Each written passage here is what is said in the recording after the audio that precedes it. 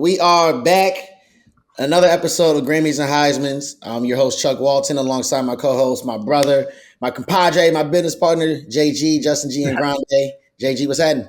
What's good, man? Another week, another good smile from you, bro.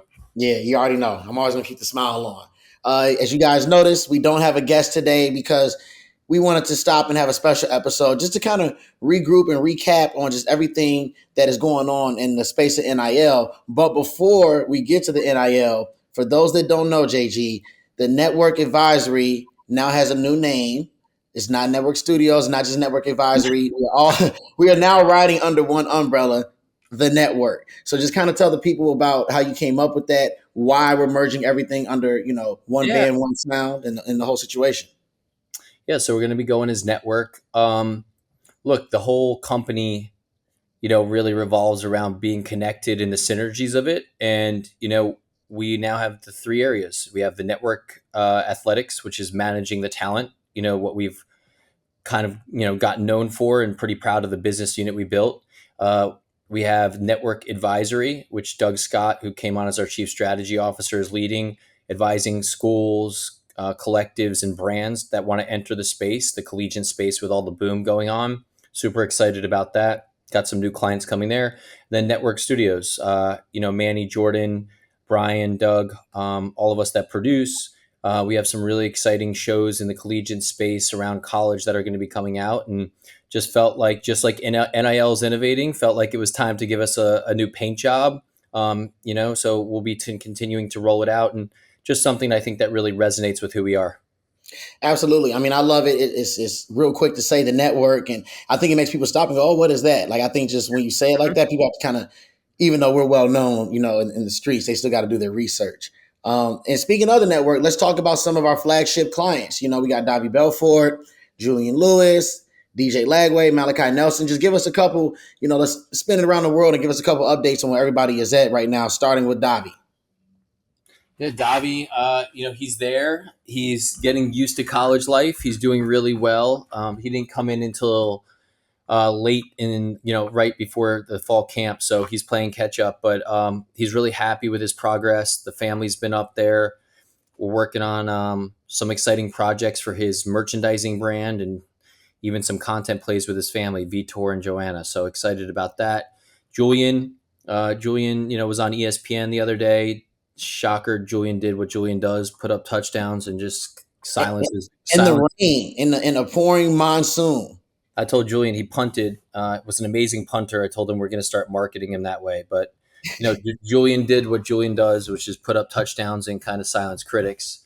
DJ, yeah, he's laser focused. Big game next week in the Swamp, against Miami. I'll be there.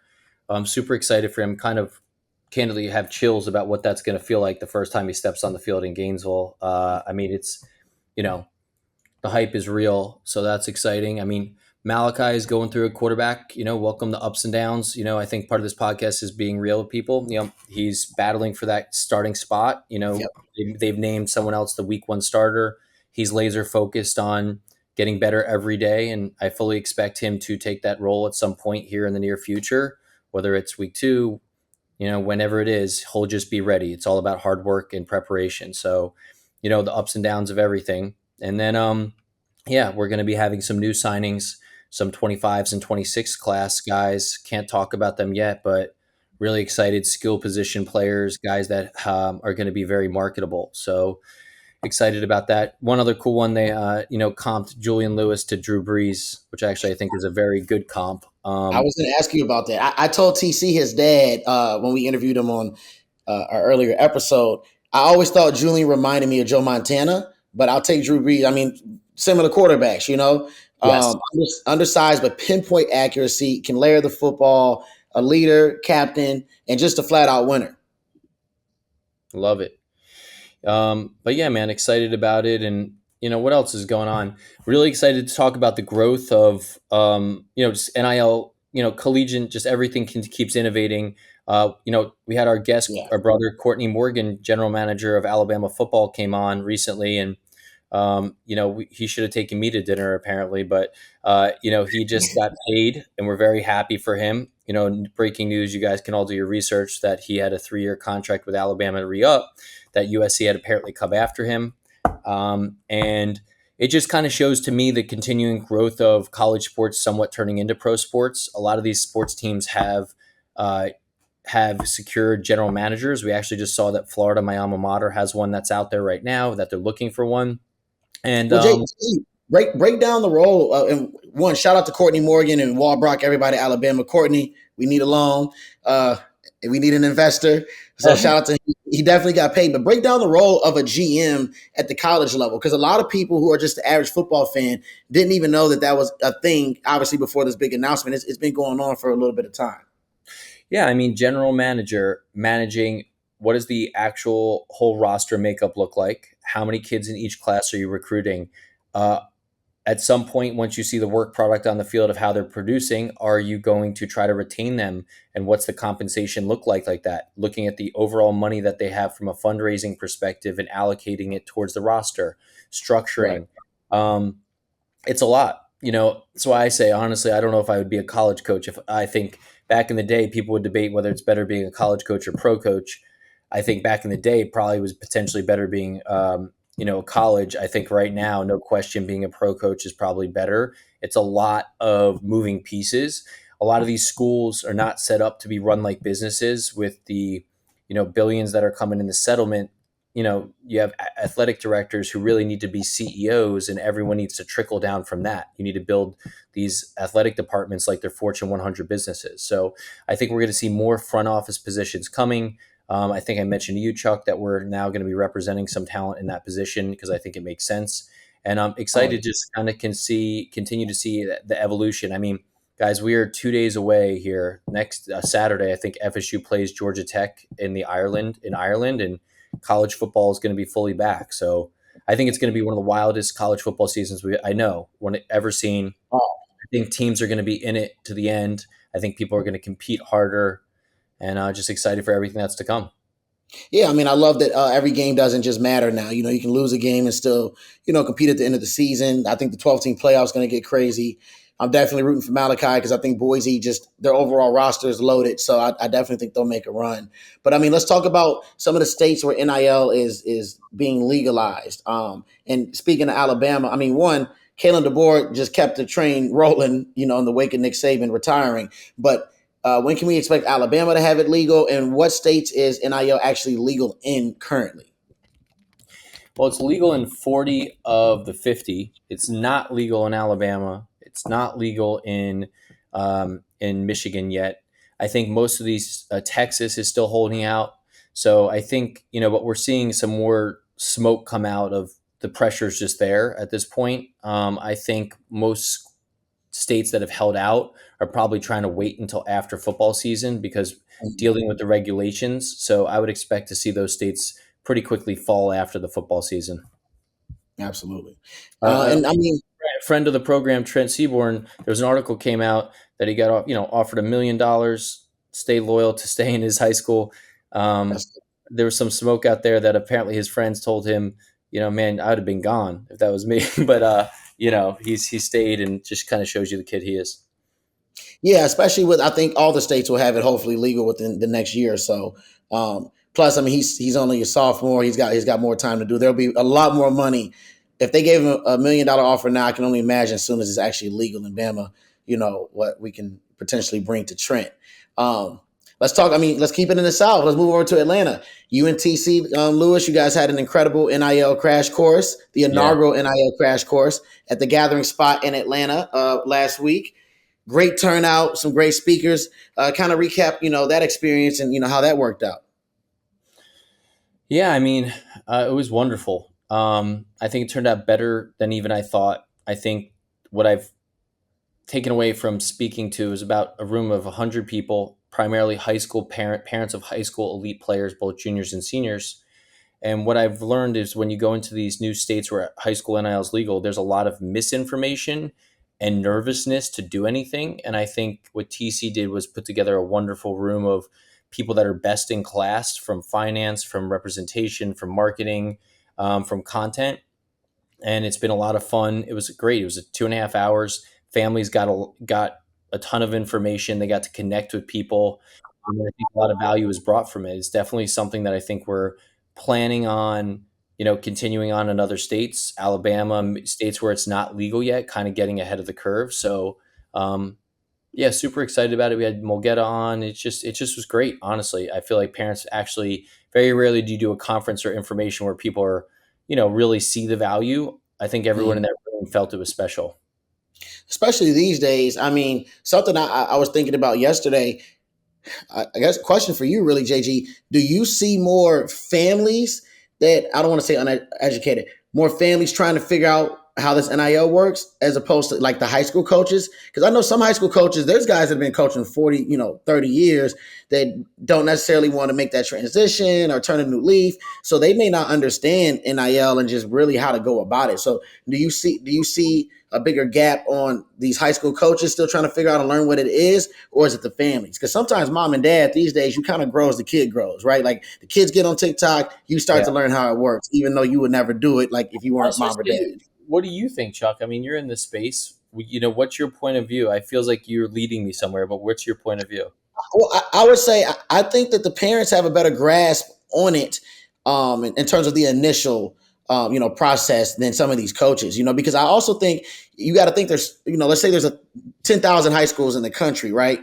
Like half of those high schools don't even have kids that are even going to be potential D1 big time college players to begin with, so they're not even thinking about it. I mean, some small town in Rhode Island, this kid's a local star. He'll just take over the local gas station, when he's, done with high school or something like that. Right. But I mean, Florida, Georgia, some of these other larger states, Illinois, I see a lot of, mom and dad, we'll take these calls, JG, and the mom will come on there like, hey, how do I get my kid paid on the new NCAA game? And I'm like, oh, wow. Like the parents are like, they're on top of this. Oh, 100%. I mean, look, it makes sense. Their son or daughter stands to financially benefit and alleviate pressure. So you'd expect high school coaches are just trying to do their job and win and potentially go to college, right? Like and be coaches. Right. So I think it's been, that's why the crash course program that we're putting together, which we're going to take nationwide, I think is a really good education starter. No, for sure, for sure. I mean, speaking of education in the space, I saw an article the other day, on Instagram rather. Oklahoma State is going to have the QR codes on the back of their helmets. I mean, this thing is kind of like the NBA. I mean, the NBA is just the logos of, right, the brand sponsors. But I mean, having the QR code is like next level. Explain to us what they're doing with the QR code, and is this something, it's copycat league? Is this something that USC and everybody else will potentially do even before the season is out? Uh, I don't know. That one feels aggressive. I don't know. What do you think? That one feels a little bit aggressive. I don't know. Actually, I usually have a point of view. I'm not sure how. We should ask the fans when this goes live on YouTube, guys. You guys got to tell us what should people. How should we feel about QR codes? I don't know. We're like walking billboards now as players. Yeah, that's kind of extra. I mean, it's also too. I wonder when you start That's adding. so guys running down the field and like through your computer, through the TV. Chuck's running in front of his computer. Like, I don't know. Yeah, it's just like it's weird. It's just like they're. I mean, and then who's like making money like while they scan your helmet and you're on the field, like like it's just like where's the money going? I mean, that does feel a little aggressive. The QR codes is getting crazy. The NIL's getting crazy. I just wonder, like, and I always tell you this. I wonder how long. I don't think there's anything they can do to stop NIL, but I wonder what happens when you do get some of these young student athletes that are 5, 6-star recruits, and they got to sit a couple years. I just wonder, like, what's that going to do to brands who don't understand the space? Like, or a brand that's, like sitting with an Arch Manning is one thing because he's a Manning, right? We all assume he'll be there, top 5 pick. They're going to steer his whole career where they want it to go. But a kid that doesn't have that last name, that, or like a Malachi, right? Malachi is still first of all, he's only a redshirt freshman, right? But some people are looking at that like, oh man, he was 5-star, he's transferred. But it's like, how do we keep the brands patient to understand the process of a college football player? Yeah, I think not. I think brands are getting smarter. I think most times, the way I explain the life cycle of marketing endorsements to a high school junior, this, okay, we got to grow your social. you're going to be looked at as a localized influencer to restaurants that are near you in your region because that's who you're famous to. Then once you commit, you become a fan. The fans become of the school, and they're going to have an affinity. And brands and companies that have boosters that are a part of those programs, they probably would want you to be included. Then, we continue to sell you on the hype, right? On hype of you. Then when you get to school, candidly, you just got to be good. Like that. That's that. There's no. We ain't hiding anymore. We're not selling Yeah. you on height. You got to be good because the difference from being treated just as an influencer versus actually endorsing a brand is people's perceived value of attaching you to it. Right. When people are paying you as an influencer, they're paying for your social media and reach. Period. Maybe they feel a little, oh, it's cool, the cosign, but these agencies, they're just buying media and you're just a piece of it. So I think there's a lot of examples where people say, oh, I signed with Rolls Golds. No, you didn't. You actually just were part of the media package that the media agency siphoned off. Okay. They didn't put, you know, Chuck's face is actually on the bag. That's when Right. they signed you. Right. So, but you know, playing like you need to play is what's going to actually make people value for the brand alignment. Um, but what do I think for brands? I think brands are not going all in as kids as early, if that makes sense, if that's not part of their business model. But I also think some actual companies are building that into their business model. Like, look, we're going to give away some equity, some dollars early on, and we're going to hope that we catch one kid and he turns out to be Drew Brees. And I think that's also part of a business strategy. Yeah. I mean, and I mean, obviously, this is home team. I feel like we're the best in the business when it comes to the NIL space. I think we're great with the families. I think, thanks to you, we've been innovative in terms of staying ahead of the curve. But, it's not even a pitch to any potential clients out there. But explain, why we've been so successful in the space. What made you such an expert and why people should send their number one, number two, number three players over to TNA. I think everything in life is about being prepared and having the experience that's relevant and then executing. So, you know, our background of working with some of the biggest hip hop talent and athletes out there. I mean, Mike Vick, I've represented over 100 professional athletes in my time. You too, right? You've worked with across the board, the Golden State Warriors, uninterrupted. I think we brought that expertise and bet on the space early and treated these clients like they were pros and taught them the professionalism. I think uh, more reps, just like in anything. I tell the story about Malachi and how we got into the space. We got into the space truthfully by opportunity. And then I will pat myself. I recognize the opportunity, right? Right. And the team knows there were years where people like, no one cares. This is illegal. Who cares? This isn't going to be big. And there's just this piece of me that I guess I'll tie it into going to University of Florida. I understand the power of college sports. Like I went to Florida, 4 national championships. It's You're talking bonanza, right? And so then you add in a 12-team college playoff. You add in boosters being able to have an effect on the economy and their school. If you're a booster and you're worth $1 billion, no offense, investing in a company, maybe Right. you're not going to change your lifestyle. Right. Investing in a team that's your passion, where your daughter, your family, your nephew, and you put in finances and give back to college students and they win a national championship. Oh my God. The Okay, lineage is I'll tell crazy. you a story. I dealt with one of the biggest boosters of school, unnamed, not going to name it, but they won a huge game 2 years ago. And his daughter, sitting in the suite with him, turns to him and says, "Daddy, I know you gave away my inheritance to these boys, but it was worth every fucking penny." That's what she said. Oh, inheritance? That is crazy. Hey, Just that's a that real one story. moment, just that one win, that one taste of She said, success. she says it was worth it, and so that to me That's is why. that says everything about society. Look, because when you get to that level of wealth, moments and experiences are really the only things that happen. Yeah. So I think it was the perfect storm. And look, back to it, I just think the NCAA was caught flat-footed. They could have put guardrails around this, but look, it's created beautiful chaos. I think some talent are probably over monetizing it, and but that's fine. And then for us, it's just being very elite and selective. We really are management. uh, we really care. I mean, dude, I talked to my parents, the quarterback parents, and all the parents.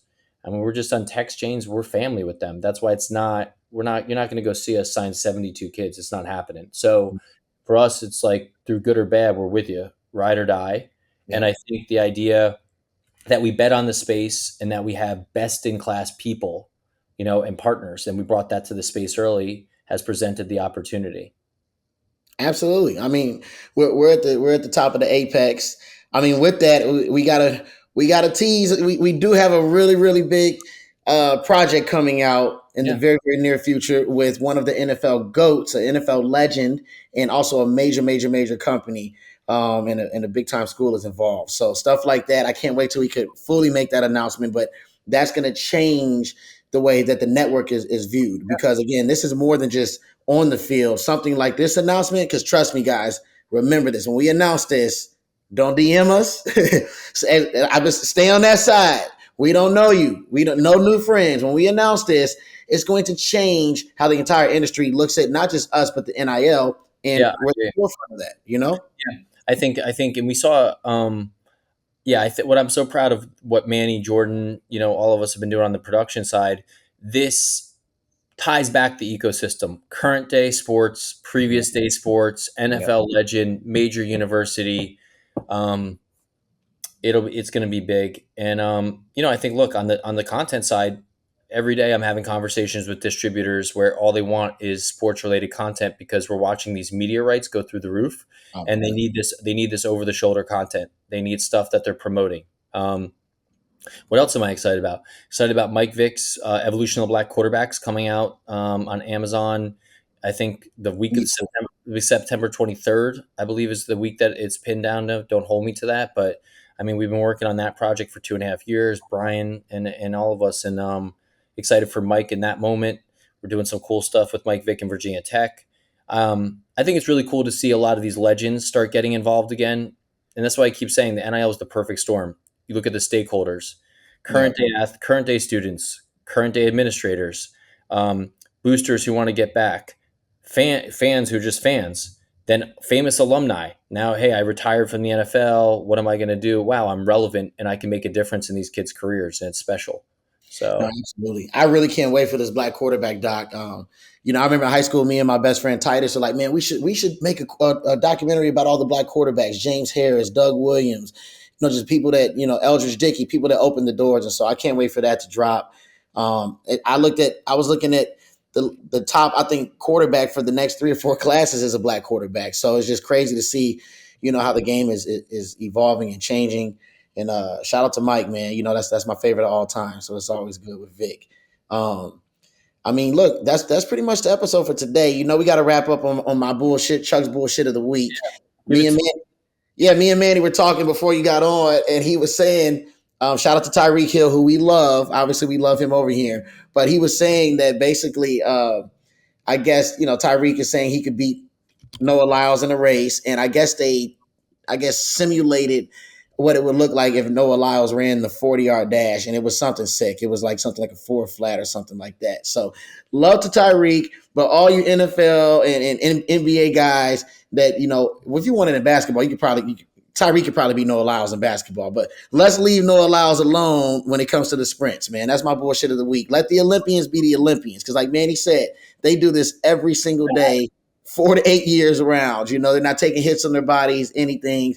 But love to both guys. But I think that's something I would like to see. I don't think that he would beat Tyreek by like a country mile. I think it would be closer than people believe. Oh yeah, I think it would definitely be quick. I think Tyreek would get off to a faster start. We probably know that he would get off to a faster I start. agree. And I then, agree. kind of previewing, I mentioned Florida State, Georgia Tech this weekend. Going to be going to Salt Lake City if there's any of those in Salt Lake City this weekend, and then it all begins, man. I'll be at the Florida Miami game with Doug Scott, our partner. Wake up on Sunday morning, catch a plane to Vegas, be there for LSU and USC with TC and the whole USC crew. What do we Oh, think, Chuck? We think USC can. What do we got? I'm gonna make you go a prediction here. Who win? Who? There we go. Who wins the Florida Miami game? Okay, okay. give me a score. Okay, and then who wins LSU USC? Okay. If DJ gets in, Florida wins 24-22 at the end on the last second play. If DJ doesn't get in, I think Miami wins by 2 touchdowns. Okay. And then LSU USC, you know I'm a homer. I'm Trojan to the end. It's interesting. They both. I think Miller Moss is going to be better than people expect. I'm also hoping that he's good enough so he can get out of there and Julian can just start as a true freshman. But that'll be a good game. I'm going to say USC. USC wins that by a field goal at the end. Close game. I got the vibes. I got the vibes that it's going to be closer than people think. I think national media, there's something about both teams saying that USC and Florida. There's something about first games of the year, and first of all, every team's trying to find themselves. They're not like normal. So Right. it really is about playing hard in emotions. And I think the disrespect towards Florida being 4.5 losses or 4.5 wins this year, and USC's basically left for dead. You got to believe those teams are got a chip on their shoulder. Oh, absolutely. I mean, Coach Napier, Coach Riley, we love them both. These are critical years. I don't think either one of the fan bases expects them to like win the entire thing, but I think they expect them to compete, and they darn sure don't want to see 4 losses on either side this year. So it's going to be a good one. Good. Well, that is the deal. This was great. I'm loving the the impromptu ones, but everyone follow us, like, subscribe. If you're a fan of Chuck Walton, come here for more. And that's a wrap. No, love you, JG. I will see you next week, and be safe. And I guess I'll see you in Sports Center. All right, bye, guys. All right, later, guys.